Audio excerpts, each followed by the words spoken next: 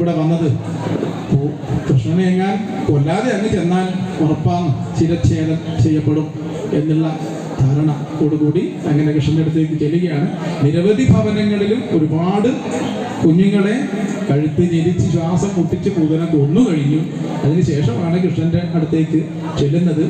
അങ്ങനെ പൂതനയുടെ മാതൃത്വവും രാക്ഷസീയതയും മാറി മാറി പകർന്നുകൊണ്ട് ഒടുവിൽ രാക്ഷസീയതയിലേക്ക് എത്തിച്ചേർന്ന് തൻ്റെ മുലക്കണ്ണിലേക്ക് വിഷം പുരട്ടിക്കൊണ്ട് അത് പാനം ചെയ്യാൻ വേണ്ടി കൃഷ്ണൻ എന്ന ശൈശവ കിടാവിനെ എടുത്ത് മടിയിലേക്ക് വയ്ക്കുകയാണ്.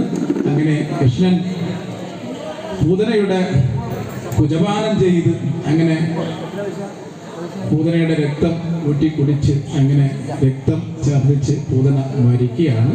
ആ മരണത്തിനെയാണ് നമ്മൾ കൃഷ്ണൻ പൂതനയ്ക്ക് മോക്ഷം കൊടുത്തതാണ് എന്നുള്ള അർത്ഥത്തിലേക്ക് അർത്ഥതലത്തിലേക്ക് എത്തിച്ചേരുന്നത്. ആ കഥയാണ് പൂതനാമോക്ഷം. ഇവിടെ വളരെ പ്രസിദ്ധനായ കഴിഞ്ഞ തവണ നമ്മുടെ കോട്ടയം കഥകളി തട്ടിന്റെ പുരസ്കാരം ഏറ്റുവാങ്ങിയിട്ടുള്ള ശ്രീ കലാമണ്ഡല ശിവദാസ് ആശാനാണ് ഇവിടെ പൂതനയുടെ വേഷത്തിലെത്തുന്നത്.